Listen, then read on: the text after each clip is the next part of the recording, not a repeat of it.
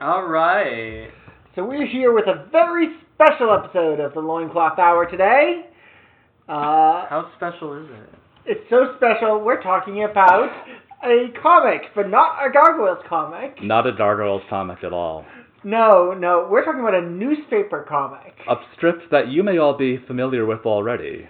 If only because someone here is obsessed with it. But you're probably not. I feel like ever since you've introduced Merryworth into my life, it's nothing's ever been the same. Like, it's made your life worse. I don't know probably. about that. It's definitely, like, added a new dynamic because it's like now Merryworth has just been such an inner circle discussion with us that it's like there's always something to talk about when it comes to Merryworth. Except when there isn't. Except when there isn't, For weeks which on is end. like most of the time. We'll make the craziest conversations out of nothing. Merryworth is a strip where 90% of the time it's the most boring thing you've ever seen in your life. And if you just happen to be like picking up a newspaper, it's not a strip that's trying to make you keep reading like day to day. So I don't know how it stays in papers. Actually, yes, I do, because every once in a while, the most bonkers thing will happen in this strip, and it's like any soap opera. Like, most of the time, it's just characters, like, talking, hanging out, living out their lives, and it's like, okay, yeah, whatever. But then every once in a while, insanity occurs, and that's what keeps you plugged in, because you need to know what happens next. Merryworth, for those who don't know, is a syndicated drama strip? Question mark? That's been running since 1934. It was originally called Apple Mary and centered around an old woman who sold apples on the street and offered humble, common sense advice to working class people. Over the ensuing decades, it has mutated into the strip that we know today called Merryworth, about an upper middle class woman who still offers advice to people, but it's usually bad advice, and seems to be aimed more towards, like, boomers, I would say. Like, not like working class sensibilities, but like upper class boomers who are scared of millennials and, like, phones and that sort of thing. Yeah. One of the kindest things I can say about Merryworth is that I'm fairly sure it isn't AI generated, but it feels like it is. Yeah, I was going to say, because we've had this discussion a few times where we were like, did a computer try to, like, emote through this dialogue? Like, there's this uncanny valley to Merryworth that, like, you can tell they're trying to, like, write normal-sounding people, but it just, they sound like they're androids trying to be normal. It's, like, psychotic. And, like, sometimes it feels like they just forget that there's a plot going on, and I'm always just like, is a human writing this? There was a major plot line that you just kind of forgot about. They just drop stuff, and they're like, whatever, we don't need to care about this anymore. Like, Olive has just, like, there's been a hot air balloon accident. She's been using her psychic powers, and now it's like, Mary's like, okay, well, that was fun. Time to put you back on the plane. And now the story is just over. Like, we're not going to go back to Olive for, like, 5 years. And then by that point, everyone has forgotten who she even is, but not me. Not me. I know who Olive is. I know that she talks to angels, and that she sees the future. And then apparently Merryworth knows that everyone secretly has psychic powers. Merryworth is Professor Xavier, where she understands that if you can't telepathically talk to your dog or your cat, it's just because you're not trying hard enough. That was her advice. That's her. I don't know if that was the. I mean, it's what she said, at least. Let's just make it clear that this is not the entire comic series you're talking about. This is just one This plot is just line. the last storyline. Okay. Yeah. Ordinarily, there are not... Psychic. This is not a fantasy comic. It's set in the real world with just normal people. However, like I said, every once in a while there's a totally bonkers thing that happens. And these past few weeks have been all about Olive, the psychic child teenager who used to talk to fairies. She but used now to talk to animals. fairies. Yeah, now she talks to. No, she's like Dr. Dolittle.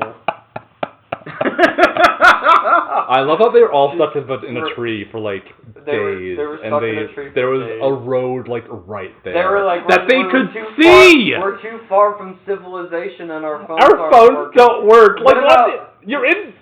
Last I checked in, Olive was using her telepathic powers to speak to the dog. Yeah, who she previously had high-fived with. Oh my god, okay, we'll get, what, we're just talking about We don't need to get into that. Okay, so she tries to mentally alert the dogs that they are trapped in a tree, and... What are the dogs there to do? They're dogs! They dogs can't climb a tree. The dogs just bolt, and they run all the way to where this balloon crash, which is supposedly nowhere near civilization, but it turns out to be right next to the road. And they got there pretty fast. Yeah. And their owners follow, and they're like, oh no, there's a balloon stuck in the tree, we'll call the fire people. The owners drive after them, which I also think is insane, that they drove after their dogs. That's crazy to me. They're old. They are old. They're older people. They're the audience stand-in for Merryworth, probably. Speaking of which, sorry to interrupt, but one of these men only has his dog because Mary forced him to adopt one right after his old dog died. Yeah, his old dog died, and he was like in mourning and cranky, and Mary was like, what you need is another dog. And he was like, I'm not ready to get another one. Like, I'm still mourning my last one. She tricked him, made him drive her to like an animal shelter, and then she was like, well, while we're here, you should look at some of these. And he was like, I don't want to. And then she made him get a dog. I'm not making this up. This is a storyline that happened. And this was the good advice that she gives to people. And then said dog immediately got dog napped. I'm forced to participate in animal fights. Okay, you only brought this up because you want to talk about Mary with the muffin and playing detective in her car. Yes, I do.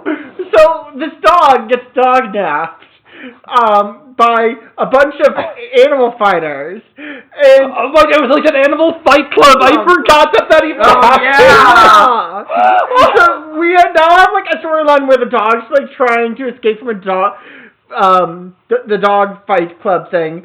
Meanwhile, Mary decides, well, she, forced him to adopt this dog, so she should probably help. So she decides to become a detective, and makes herself a bunch of really ugly muffins, and goes out. The muffins are always ugly in this strip. Yes. They're gray, like piles of sludge. But everyone is like, this is the best muffin I've ever tasted. And Mary's like, it's because I put my secret ingredient in them. They're like, what's that? And she's like, love. And it's the most saccharine bullshit you've ever seen. Yeah. Yes. So she's mowing down, and of course, we see her just sitting in a park waiting for another dog to get kidnapped, and of course she finds them. But she looks like she's the one kidnapping dogs, so she's like stalking these other animals.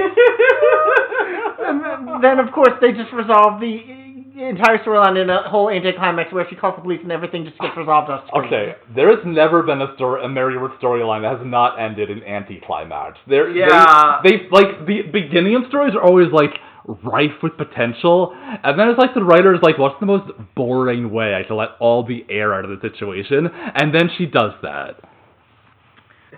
So, what about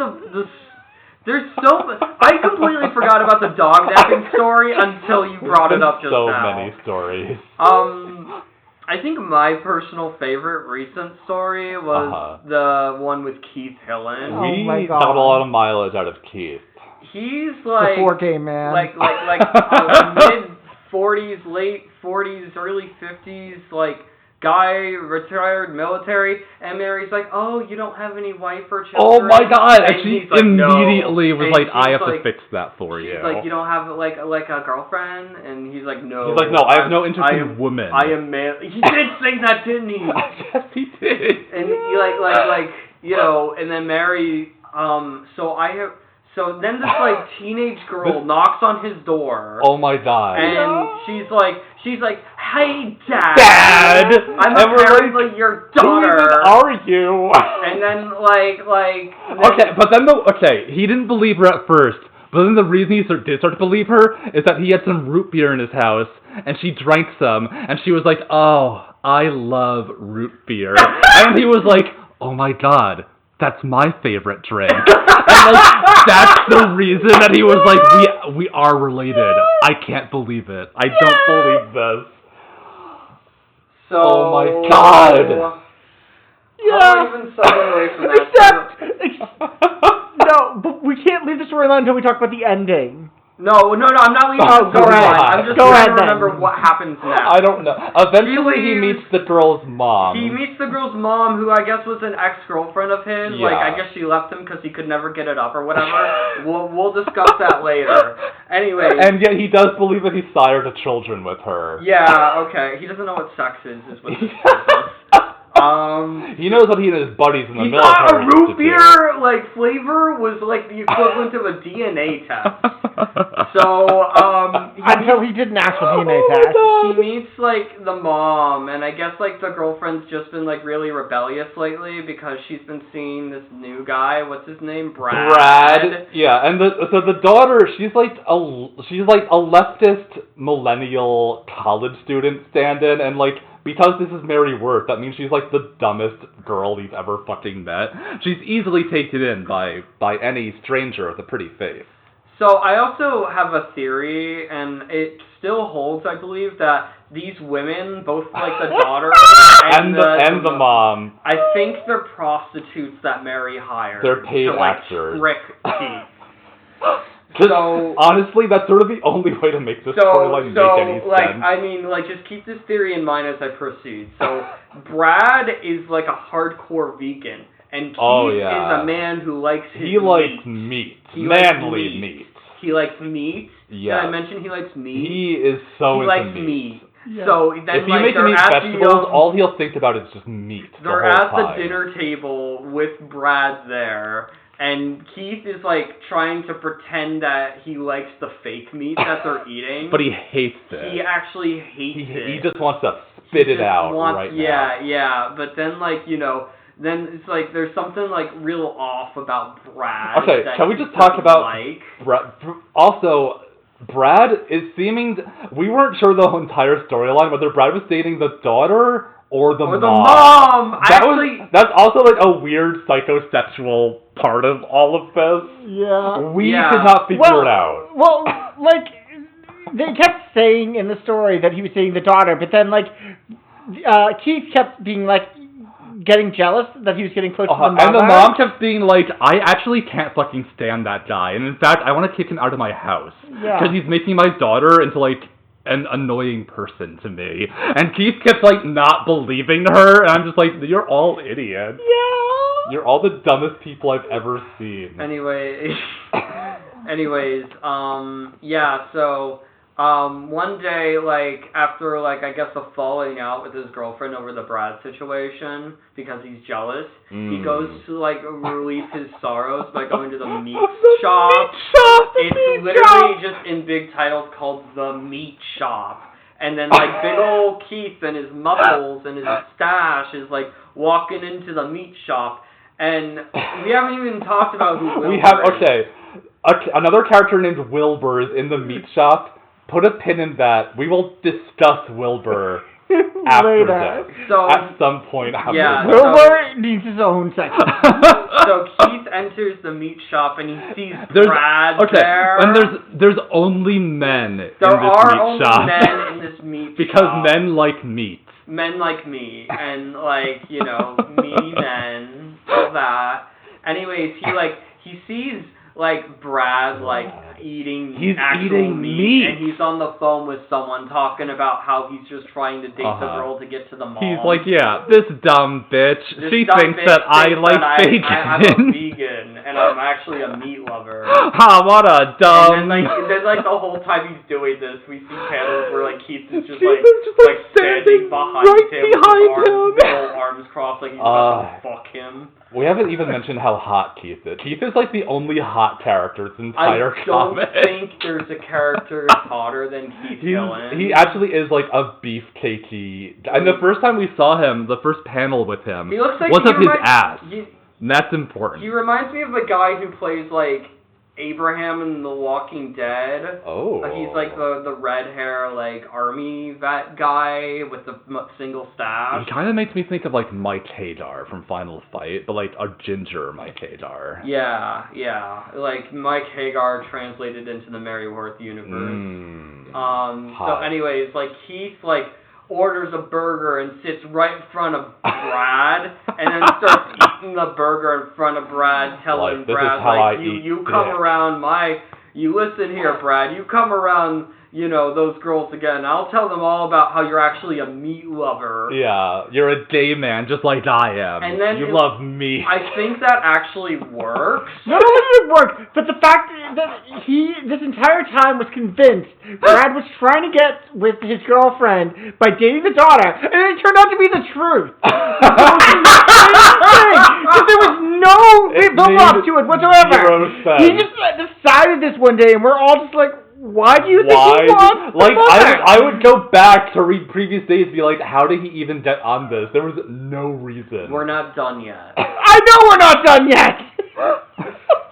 So, with Brad out of the picture, Keith gets along with, like, his wife and his girlfriend, his beard and his supposed daughter. Yeah.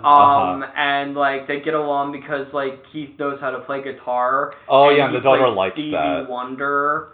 And, like, oh, yeah, we love Stevie Wonder, too.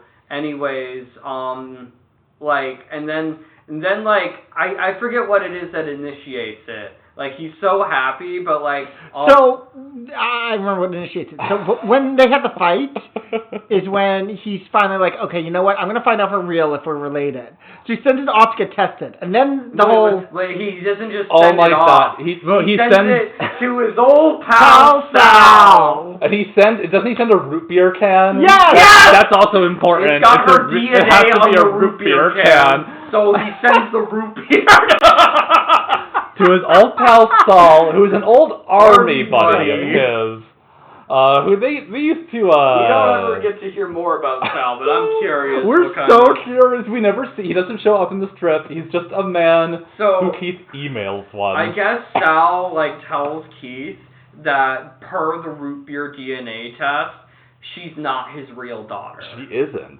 No, which, I mean, I know, shocking. He's not related to root beer. So Keith is, free. He doesn't need to hang out with these people anymore. Yeah, but, like, he thinks because he's so happy that he's exactly where he needs to be now. And that's how his story ends. Well, so he stays with his mom and daughter, and he doesn't tell either of them that he isn't the dad. Like, he keeps that to himself. Yeah. And it's better to keep it a secret. And, this is, a positive outcome in the Maryworth universe. Quote, positive, unquote, outcome. This is the morals of this strip. They are all over the place, and I think they're bad. So, I mean, going back to the fact that he's not actually related to his daughter, that makes the theory that these are hookers that Mary hired. It does make sense. To, meddle into Keith's life. Yeah, when we found that out, you were like, I knew it! Yeah, you're completely exonerated. You're justified. His girlfriend's name was Kitty. Oh, that's right. Yeah. Kitty and Sonia, I think, was his daughter. There's one panel where he's typing on the computer, Kitty, I need to see you. And then it reminded me of that stock image of, the really beefy guy using the laptop. Okay, because it was literally, I think it was referenced from one of those, because it looked exactly the same. It was the same angle and everything. It was. And then we never see Keith again. Not yet. Maybe he might we'll see show him up again one day. Maybe, because obviously, she's gonna leave him eventually for not getting it up again. He can't fuck this woman. He can't fuck Kitty. No, he can't. Like, he's very and gay. His love of meat is too much His for love him of to meat. get married Yeah. and settle down. He needs meat. Yes. Why don't you ever settle down? I like meat too much. You know, from Freakazoid. Yeah. Well, you can have a girlfriend and like meat. Oh, alright. I didn't know that. I just really want more people to know about Keith Hillen's like doomed existence in the Merryworth universe. Justice for Keith. He needs to. We were actually. We honestly thought that he was gay when he was first introduced. We were like, finally, a gay character in the strip. Yeah. We were really happy about it. He was super like independent on how like he didn't have a wife or girlfriend. He kept being like, no, I don't have a wife. I think you need one. Oh my gosh, she and meddled. Then she hired these fucking women to meddle into his life and trick him into thinking he's straight. And they used his want for a family to like trap him in this relationship. Because I know a Gargoyles fan is listening to this because of our podcast. She's like Xanatos. Yeah, that's what I was gonna say. And like Keith is I'm not gonna say it. Let's continue. Wait, what? Keith is like Derek? Who's Derek? Maza. Oh no. Who is Keith? I don't know. Goliath? Let's continue. But I'm not gonna say he's like Wolf. Oh God. Because he's gay. Oh and doesn't my know he's God. gay. I mean, someone needs to help him. Someone. Yes! Just like in his old army days. Because of a mastermind. Does anyone remember what Mary's advice was during this whole arc? Because he comes to her during this whole mess. This is a story where Mary like barely factored into it. I think she was encouraging him just to like meet the women. Yeah, be with the girls and like have a life with them and be happy or whatever. Yeah, like be a straight guy. I would like to point out heteronormative that they meet when he moves into the building, and she like invites herself into his apartment while he's still moving in. Rude. He's like posing like on the like the mantle of like the door frame or whatever, and he's like got these big ol' arms and everything. So beefy. Yeah. Like he's obviously very busy. He's literally moving in, and she's like, "Oh, let me like insert myself into your life." This is what Mary does. She finds like a weak-willed victim, and like she meddles in their lives, and she makes them hers. Oh, just like Fox with Wolf. Speaking of weak-willed persons, I think it's time we start talking about Wilbur. Okay, yeah, I'm gonna tap out for this one. I'll comment in when necessary. I don't even know where to begin. Okay, Wilbur Weston is the fan favorite character of Merryworth.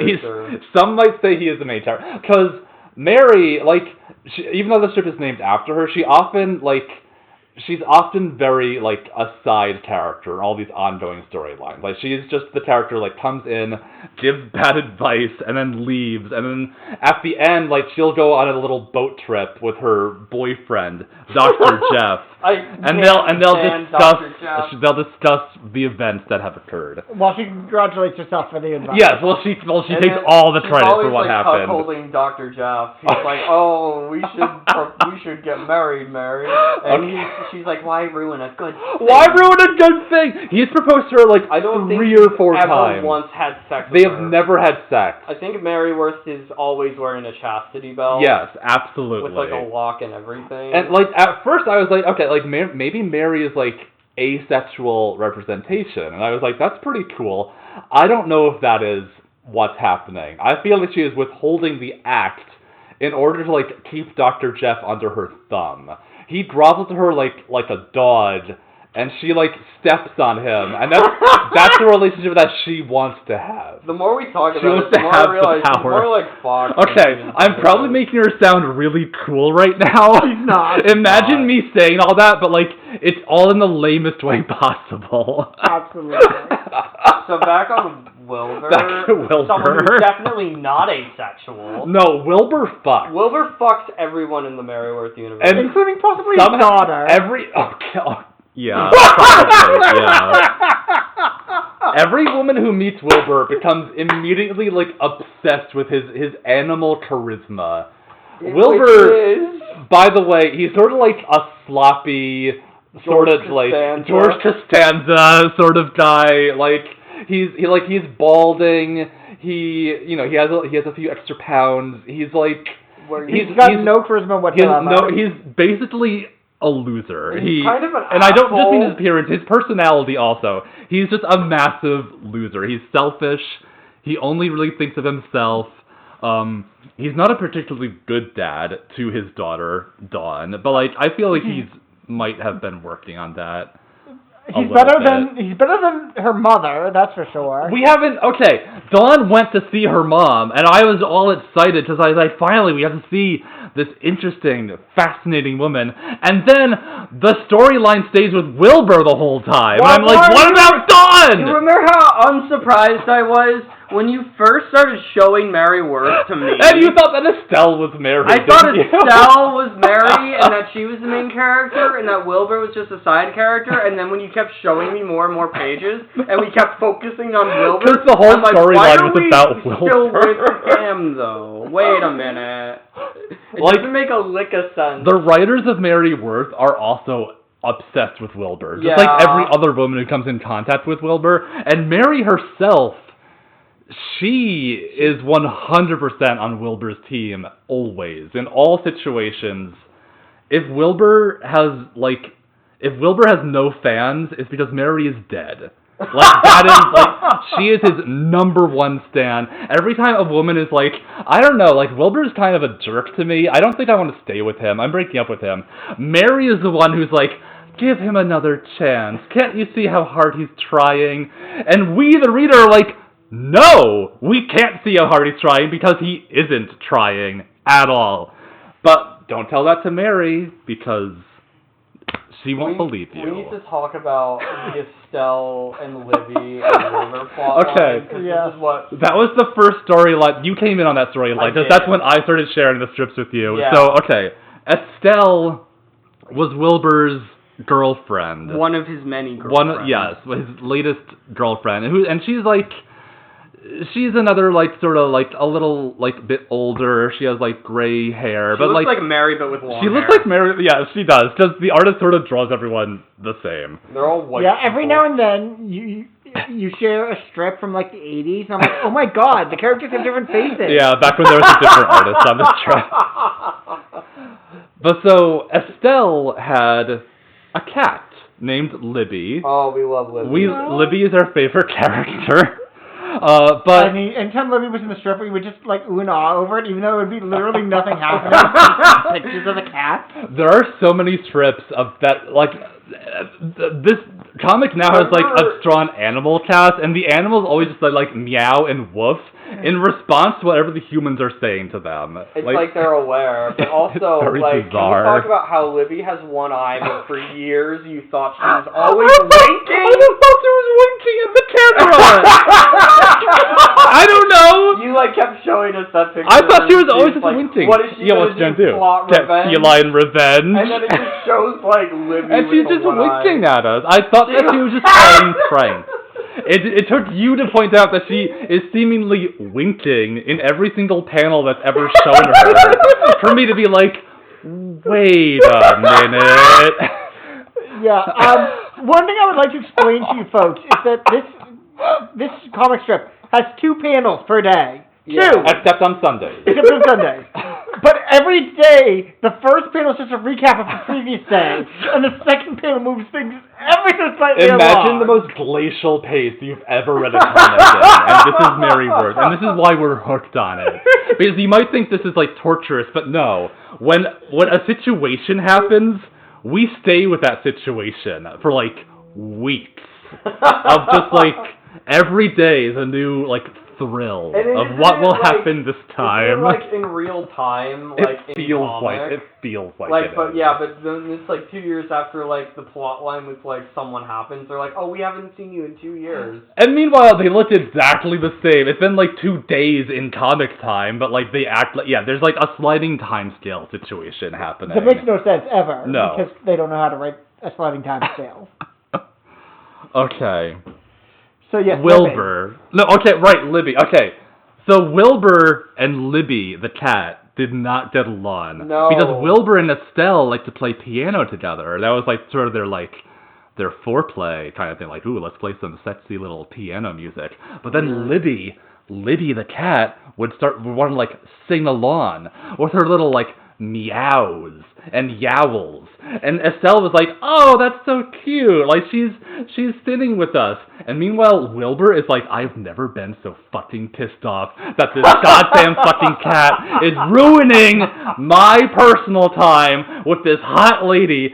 So, like, he and Libby, this went on, like I said, this went on for weeks. At one point, he went to sit down, only to find out that Libby had left a little, gift for him on the seat, and he was like, she did it on purpose. And Estelle was like, dear, like, it's a fucking cat. What are you talking about? It didn't do it on purpose. However, then we go to Libby's face, who is, from my point of view at the time, again, winking right at us, and I was like, Libby did do it on purpose. Libby is a criminal mastermind. What is Wilbur's reasonable reaction to that again? Doesn't he try to, like, strangle the cat? He's like, yeah, I wouldn't mind wringing her neck. And that's when Estelle is like, you know, I don't think I can actually date you, because you're threatening my pet with, like, bodily harm. So I think this is done. And then we then have to spend weeks with Estelle and Mary. Mary visits her with some home-cooked muffins that she's made. God. This is always her way in, is that she just happens to have made muffins. And so she visits somebody. And then it's like, oh, Estelle, you should give him another chance. And Estelle's like, I don't think so. He seems like a jackass. And Mary's like, give him another chance, all right? I don't want things to get hostile between us, Estelle. So Estelle is forced to take Wilbur back. Oh my God, I forgot about that. She did finally break up with him for good. She's now with a very nice veterinarian who kills animals. I mean, like a lot of animals.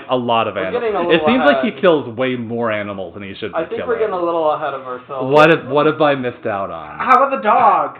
What dog? When Wilbur got Pierre!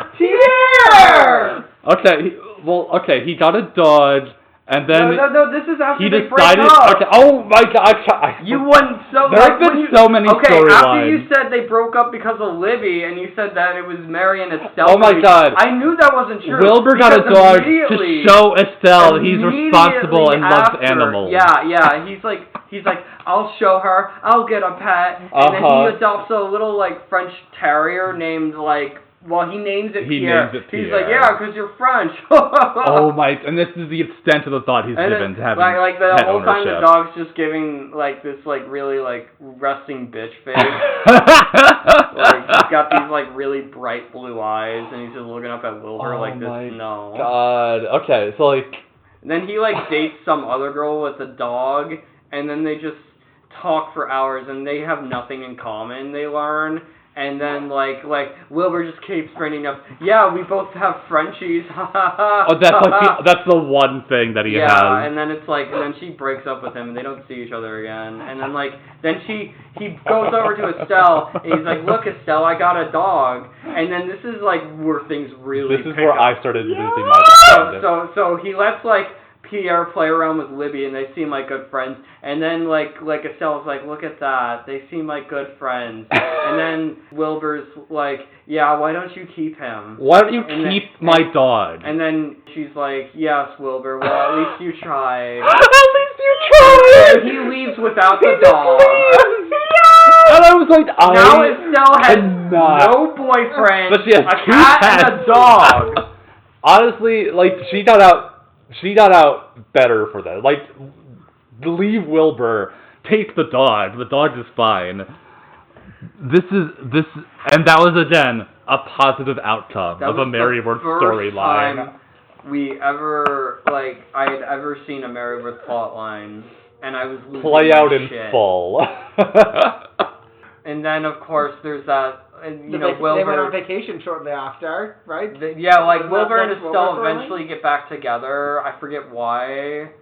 But then it's like they go on a cruise together. Yeah. Oh my God! Yes! And he dies! No, but okay, wait a minute. Get my head! I'm getting to the good part, okay? Okay, she breaks up with him on the cruise. Well, he wants to, propose on the cruise, and then he tells her that, and then she's like, why would you tell me that? And she's like, no. And then he gets really wasted. Yeah. And then he's like, I can do that thing from Titanic, and I don't need God. rope for it. So he stands on the ledge of the cruise ship saying he's king of the world, and then falls off the cruise ship. And we just see his, like, voice bubble going, like, ah! And then, like, there's this whole, like ship-wide search because, like, they can't find him, and they're like, oh god, what happened to him? The captain is like, I think he fell off, and that probably means he's dead. And Estella's like, oh my god, is this my fault? Like, so because I said for, no like, to him? weeks, the Mary Worth fandom, quote-unquote, was livid were about on this. The edge of our They were seats. like, I can't believe Wilbur's finally fucking dead, everybody! Like, we were so ecstatic. Like, someone died, like, on panel in Mary Worth. And there was, like, this reenactment someone made, like, as a meme, where it was, like, Lex Luthor reacting to, like, Superman being dead, and Lex Luthor was just screaming, there is no corpse! And they switched Lex out with Mary. Yeah. And then what actually happes, we learn, Wilbur washes up on a deserted island. And his glasses are askew. He has like 5 o'clock shadow summit. It's like the next morning. He's all fucked up. His clothes are like ripped. And then he's a mess. Like he's on this island for like days. Doesn't he stay like 3 weeks? And then like he's so hungry. Yeah, so 3 weeks real time, mind you. Okay. It takes for us to even get through. He spends a week being like, where am I? And then another week being like, what should I do? I'm hungry. I should he climb tries the tree. Yeah. And he's like, I should get a coconut. So we spent an entire week watching him climb a tree. Climbing, and like it's so much. And then what happens when he gets to the top of the tree? He gets to the top of the tree, and he looks over, and like 5 feet away from him is this resort that's just been there the whole time. And it's like, oh, I guess I should just go over there if I'm hungry. And meanwhile, like, his friends and family, like, they've been in mourning. They're like, I can't believe he's gone. Like, we smash cut. Now, after all of the slow-paced BS on the island, quote-unquote, we just cut to him walking in the front door. He's like, hello, everybody! And they're like, what? And he's like, surprise! And then, like, they're like, how long have you had access to a phone and you didn't tell any of us that you were alive? And he's like, well, I wanted it to be a surprise. And this is the point where Estelle does break up with him for good. She's like, I'm done. I'm fucking done with this fucking asshole. She leaves. She storms out. Wilbur's daughter is also like, I gotta get the fuck out of here. I hate my dad right now. Dad. Why'd you fake your dad? Like, even Mary has difficulty defending this one. She's She's like... She tries to, though. She's like, Wilbur's just kind of funny at times. He's a funny guy. It's like they were trying to, like, represent the audience, like kind of, like, manifesting their feelings towards Wilbur. And, like, Estelle's like, he's a fucking asshole. Mary's like, asshole. No, fuck off, it's like, Mary. Doesn't Mary, she's like trying to get all these women to like keep fucking Why doesn't her. She fuck him? Why doesn't is she what I want to know. him? Or has she already fucked him? And maybe that's why she won't like concede with Dr. Jeff, because she's sleeping with Wilbur on the side. Is Wilbur the one man who has the key to Mary's heart? I don't even say chastity belt. He has various keys. Remember when, of different times. A few weeks after this, Wilbur was picturing himself as a superhero. Okay. And he was pushing people in the street. Out of my way, you dirty gorilla! He like saved the guy's life by pushing him into the middle of the street. No, but it looked like he was pushing him in front of a moving car. Okay, he pushed it. Okay, what happened is Wilbur was disassociating. He was imagining himself as a superhero, which was like a very buff, muscular, spandex-clad man. Doing this and there was because he saw one of his ex-girlfriends with like a young, he muscular, saw handsome Estelle man. with her new vet boyfriend. No, I think. Or was it another girl? It was another girlfriend. I can't believe he's had so many girlfriends. This is before Estelle got with the vet. Oh my god. So there's this guy walking down the street. Wilbur pushes him into the road, just says, out of my way, you ugly gorilla. A car has to veer onto the sidewalk to avoid hitting this guy, and then how the comic frames it is, well, Wilbur saved this man by pushing him out of the way of the car. And I'm like, that's not what fucking happened. We saw what happened. Like, they act as if the car was, like, out of control and, like, was going to go on the sidewalk. I'm like, no. The reason it went on the sidewalk was that there was a man lying on the street. They frame it so That's poorly. what happened. They frame it so poorly. I could not. This fucking comic. Let's go back to Wilbur being in the meat shop. Yes, he was the other patron of the meat shop. Like, I believe that Wilbur will fuck anything that walks. Wilbur in his vicinity. has had attraction to men before. He and Zach definitely seemed to bond I remember at he one was point. checking out, like, how strong Zach was during that arc. Oh my, yeah, didn't he say that, like, one of the guys Zach was, was like, the built like a ugly gorilla. superhero? Right, he was imagining Zach as the gorilla, and then he was just projecting that into, like, everyone around him. Wilbur has mental problems.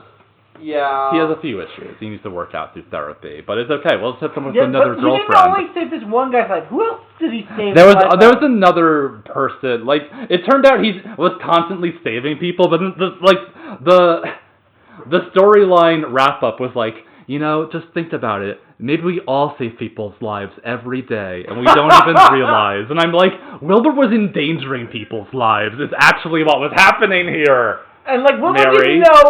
didn't know that any of this had happened. He was completely blind to each of because he just keeps walking on, and like I remember one of them, like the guy starts like just cursing him out as he's walking away, and I was like, "This is great. This is a wonderful story." Was there a child too? Yeah, he pushed a child. Is the child okay? I think he's dead. Oh, God.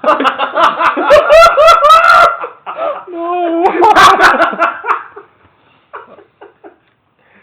Wilbur's day job, by the way, is he writes a syndicated advice column himself as part of a newspaper called Ask Wendy. So Wilbur is like, is there gender happening with Wilbur? Because he's acting the part of a woman for his job. And giving advice to, like, presumably, like, mostly other women who write in. Isn't this, like, a fun for him to meet women, though? How is he going to meet women writing a newspaper column? I don't know. I mean... He's never met anyone by writing this column. Wait, okay, is his plan for, like, so he meets a woman... They send him letters. He knows where they live. He knows, oh my God, he doxes them. Okay, let me run this by you. A woman meets Wilbur. They get along well at first, then they break up like they always do. The woman writes into Ask Wendy, being like sort of like, you know, like, am I the asshole, sort of like the Reddit sub. And then Wilbur, as Wendy, writes back to her and is like, you should give this guy another chance. He seems like, you know, a real cool guy. And maybe this is his never plan. ever worked out. Well, not like yet. Not yet, but maybe one day. Well, maybe if he ever wrote his own column, but he's always just He off mostly on makes Mary write this column for him. Well, he does jet setting around the world on beautiful vacations. That he can somehow afford. That he can somehow... I don't know how any of these people have money. He was like with some like really young, sexy European model lady named Fabienne. Oh my God. And then like she was like in a bikini, and he was like he's in a Speedo. And they're in the water together. And like, maybe I shouldn't say this. I do think Wilbur looks pretty good in a Speedo. Like, he's not bad looking, you know? Neither of you are chiming in. I've introduced Maryworth to a few such friends, and they have expressed feelings about Wilbur I don't share. Like, if he spent all his time in a Speedo, I might like him a little bit more. But he doesn't. No, we never see him in that again. So I guess we're trying to tell the Maryworth column that we're looking for something. Put Wilbur and Keith in Speedos in the meat shop. And together. let's see what happens. Meanwhile, speaking of Wilbur's girlfriend, a fucking tub of meat. Oh my God. This is like a Heathcliff story now. It's just meat. So So, speaking of Wilbur's girlfriends, we have to discuss his next girlfriend, Belle Bathory. Belle Oh my Bathory. god, you're right. Her name alone, as soon as we revealed that on one of his trips to the Bahamas, while Mary writes his trip. So hold on. No, I need to preface this slightly. So he announces that he's going down to Florida to cover a hurricane that just went down for the newspaper. Yes, but does he actually do that? We don't know. But then he's like, you know what? After everything's happened to me, I need some time off. I'm also going to spend 2 months. He just added onto it. Right. Without I'm also going to spend 2 months in the Bahamas. And Mary being Mary is like, of course you can, Wilbur. I'll keep doing your job for you. I'll do whatever you want, Wilbur. Strong, independent woman Mary Worth, just doing his job for she's getting no compensation whatsoever, just out of the goodness of her heart. So that's all going on while his daughter is having her own plot line. His daughter is always she also has bad luck. Where she has incredibly bad taste in actually, one of probably the best written storyline, because I actually agreed with what happened. I don't even remember. Okay, I'll give you a short version of this. So she broke up with a guy that's with the Star Wars fan. With the Star Wars fan. The guy who looks both 18 and 30 at the same time. Okay. Jared, I want to say. Yeah. So, anyways, so she's dating a new guy that she met. Oh, but then he's that's the bowling alley guy? Yeah. Okay, he's a dick. Right. I couldn't believe how much of a dick he was. She's head over heels, but he's being a total dick to her, and her ex-boyfriend is okay, well, I don't want her to think I'm jealous, and also... he sees an abusive relationship happening, literally in front of him. So he ends up, talking to his new girlfriend, who's yeah, something's wrong, let's interfere. Yeah, it was actually really nice. Yeah, and then they call it out, and call out, this is not okay, and you need to, respect yourself more and not date this guy, basically. It was so funny because the asshole guy, he kept negging Dawn and calling her nerd girl because she wore glasses. Meanwhile, Dawn is hitting the clubs with him. She is in the hottest outfit that it's legally possible to put a character in for a newspaper strip.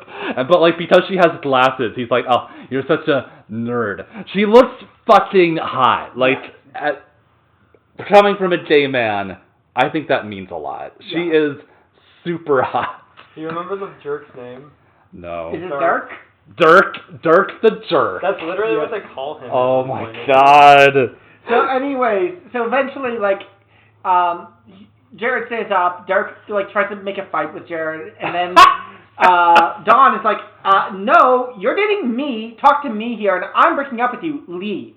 Oh. And she kicks him out before he can fight Jared. Did someone throw a glass of water on someone else at some point during Dawn, this too? Dawn throws the glass of water on Jared to break up with him, I'm pretty sure. Nice.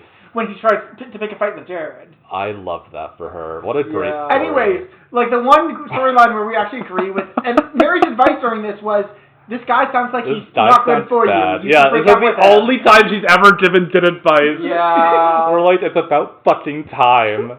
Anyways, so after this story ends, Wilbur finally comes home. He's been gone the entire time this has been happening in the Bahamas. And he is going off about how he had this wonderful time. He had a great time. With this woman he met in the Bahamas named Belle Bathory. And as soon as I hear that name, I'm oh, this is going to be a character. Because you don't name someone Belle Bathory if you're not going to use them. Am I right? Yeah. So, and we're okay. And he's yeah, it was nice. And we'll probably never see each other again. Yeah. I told her it was a fun vacation fling, you know. But I told her that if she was ever in, she travels, so if she was ever in town, just to let me know.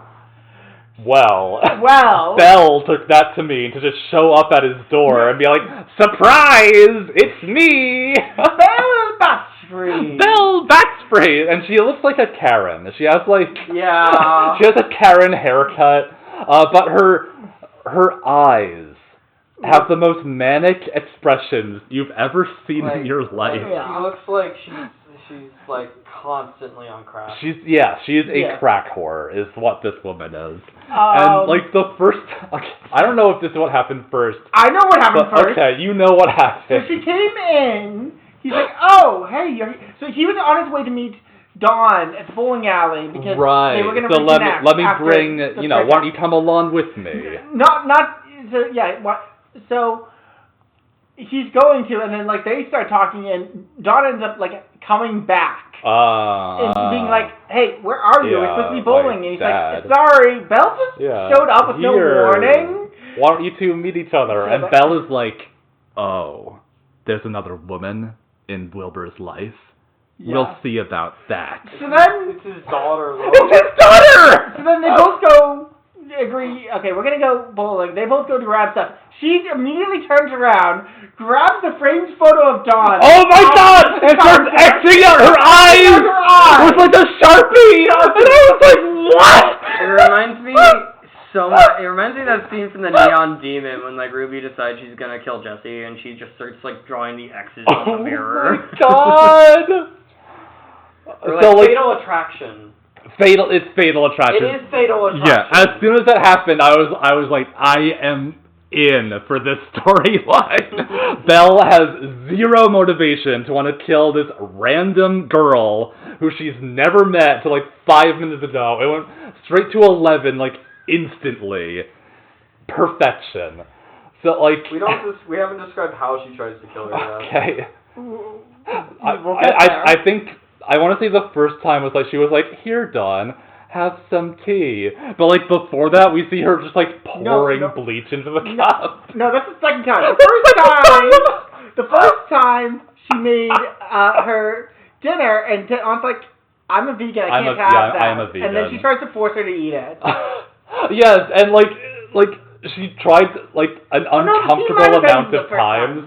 And, like, even Wilbur was like, well, sweetie, like, she doesn't want to eat it. And Bella's like, she has to. Oh yeah, and then Wilbur's like, well, I'll eat it. She doesn't want it. And Bella's like, no! She like slaps it out of his hand. And I'm like, oh my god. What was in that food? Yes, and then there was the tea incident where she almost drank it, but then Wilbur, being Wilbur, accidentally hit it with his elbow and sent it flying onto the floor. And like, neither of them smell like the strong bleach fumes that would be coming out of this cup. You would imagine. Because she literally got bleach from out under the sink.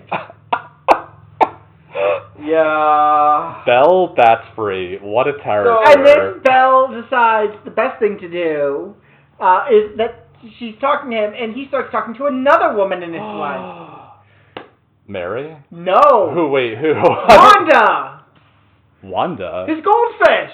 Oh my god, I forgot his goldfish! Wait, how do you forget that? That was a psychotic part of it. Oh my god! We're gonna, so first, like, Dawn is trying to tell her dad, Wilbur, that, I think she's trying to fucking kill me, and then Wilbur, and she's like, Dad, you should not let this strange woman into your life like this. And he's like, well, she's a little quirky. She's just quirky. It's not that bad. She's gonna leave soon. Like, that all changes when, like, Belle sees how much Wilbur loves his goldfish. Yeah, so after getting rid of his dog, Wilbur adopted 2 goldfish.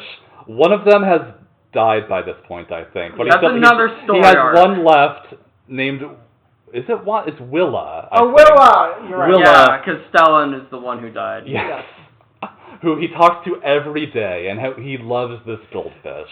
So, meanwhile, she starts throwing daggers at it, and I start making a joke, this is where I got the Wanda part, about she's going to pull a fish called Wanda on it. Called Wanda? Yeah. And they're like, what are you talking about? I'm like, I'll pull the gif out for you in a couple of days. Too late! By the time I get the gif, she's already done it. Now, for those of you who haven't seen a fish called Wanda, what I'm referring to is, she grabs the fish out of the tank, holds it over her mouth, and is prepared to eat it. She's going to eat this fish, and she's like, I will murder you. And the fish, the animals in the strip are like, they like have human emotions, so the fish is making like scared faces. I mean, like, I don't know, it has like a weirdly human face. It's actually very unnerving. Yeah, Merryworth animals have like this sentience that can't be explained. So, then Wilbur walks in and is like, what are you doing? Okay, this is the funniest part, because, like, Belle, like, Like, she's like, oh, I was just having a joke. And then, like, rather than, like, keep talking to Belle, Wilbur starts talking to those fish and being like, what was she doing to you? Are you alright? And I'm like, I cannot with these fucking people. Yeah, that shit was So crazy. then he immediately goes to Dawn. He's like, actually, I think you're Yeah, right. he's like, okay, I've now decided you're correct. Yeah, How do you get try to kill my daughter, that's fine. That's fine. Try to Kill my fish? That's different. No. So, like, they're trying to decide how to get rid of her when all of a sudden someone knocks on the door. Yeah. There's like this big conference. There is a conference, like, okay, so, like, Belle, like, has a knife, and I think she's, like, actively sort of chasing them around the dinner table, right, if I remember. She is going, like, full-on nutso. Then there's a knock on the door. They want her to answer it, and she's like, no! You can't answer the door! And they're like, ah! But they do eventually answer it, and it's a man. It's a man who looks very similar to Wilbur, answers.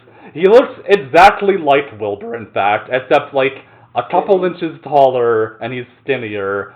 And he's like, hello, sister, my sister, Belle. How are you? Like, oh, I can tell you haven't been taking your medication lately. Let me take you home. Come along now. And she's like, yes. Thank you, big brother. I'm so happy that you're here. And they just leave, and Dawn and Wilbur just stare at them and are like, what the fuck? So, like, is the reason that Belle was initially so attracted to Wilbur because he looked like her brother? That seems to be the Is implication! that what? There's so much, and they did not talk about it at all. They were like, let's not. The psychosexual impact of this story is too powerful. No, what they did talk about was, she was like, okay, so on one hand, you're being a complete idiot, but also, I just did the same thing with the guy, so I guess I can understand. Just don't do it again. Yeah, like, they forgave each other, and, like, they sort of bonded over their shared experience. I've actually thought it was a very good way to end the story. I was like, okay, that actually, like, makes sense from a writing point of view. A rarity for Mary Worth. Yes. What a great time that was. There's just so much. This comic has been going on for, like, decades. Uh-huh. And... Almost a century. Almost a century. Almost. Jesus. Soon. Yeah, and it's just still going, and it's like they keep like funneling writers in. They're like, okay, let's keep the ship afloat. Yeah. And supposedly it's written by a woman, but we're all pretty sure it's a pen name. Oh my! Ask Wendy style. It's a man being a woman. Yeah. Well, like, they literally have a story that's written by a man pretending to be a woman in this story. And I'm like, it would explain a few things. Yeah. I don't know if it's true. It is. There are very strange. I can't even finish the sentence. It's a very strange strip. You can read it online for free. How I got into the strip was there is a blog that I enjoy reading called The Comics Curmudgeon, which is at joshreads.com. He provides very funny commentary on Mary Worth and like every other newspaper strip. So if you have any interest, that might be a good way to get into it. Or just, read the comments underneath Mary Worth strips on Comics Kingdom, which are always, like, unhinged and insane. Like, Mary Worth has a strong audience of just people who hate read it, which I think is very, very funny. Yeah. There is exactly one piece of Mary Worth merch from their official website, and it's a mug with Wilbur's face on it that says where there's a way, there's a Wilbur. He's the main character. He is the main character. Not where there's a Wilbur, there's a way. Where there's a way, there's a Wilbur. Oh no, yeah, it's probably what you just said. Okay, I don't know. Mary Worth is a ride that once you get on, you may never get off, because you may die. I think Mary Worth believes that Margaret Thatcher had girl power. She 100% does. Yes. She is very into that sort of energy. She's like the conservative, proper woman. But you don't fuck with Mary. If you fuck with Mary, she makes you disappear. She literally like, as in Aldo Kelrath. Oh, we haven't even talked about who that. was a man who stalked Mary. This is an older storyline back in the previous artist. He stalked Mary, he was in love with her, and she kept pushing him off, she kept being like, I'm not interested. No, at one point she was like, I'm not going to date you. I have no interest in dating you. And then she said, capiche? Like she was an Italian mobster, which boy. I thought was amazing.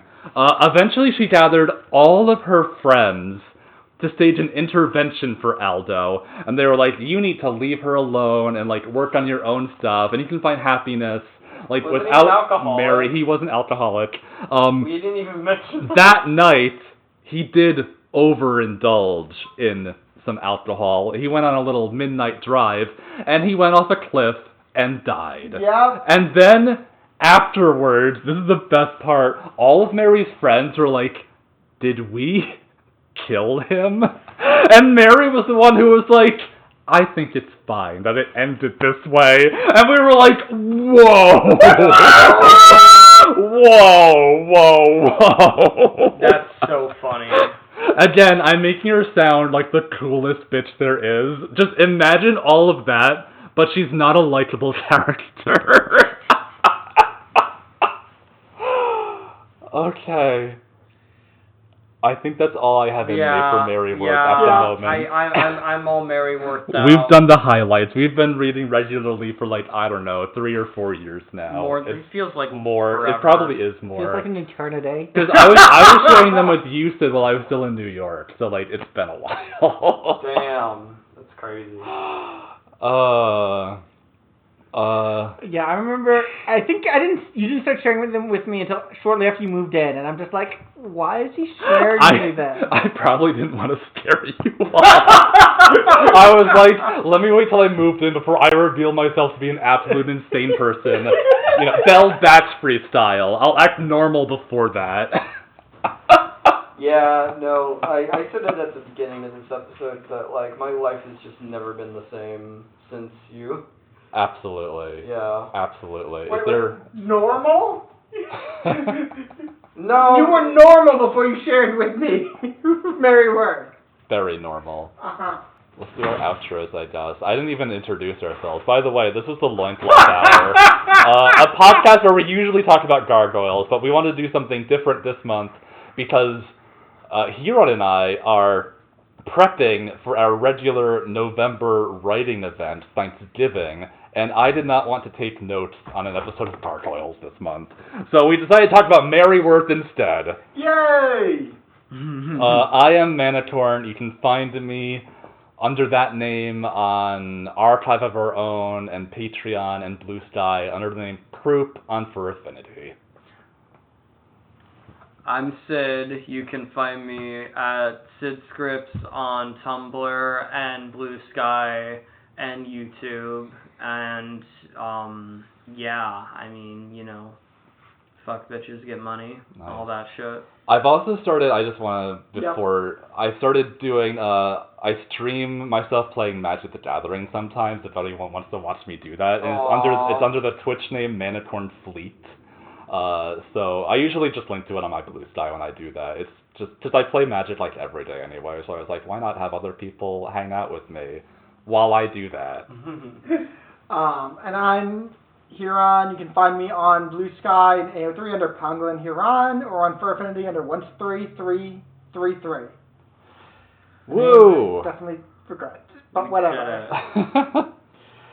All right, well, thank you, everybody. And just remember, when there's a Wilbur, there's a way. There's a Weber. And what are you if gonna you do? have a Get Mary feline Worth revenge? In your apartment building, run. Run. Get out of her clutches. She's gonna convince you you're straight, just like she did with Keith. But you're not. You're gay. Hold on to your gayness.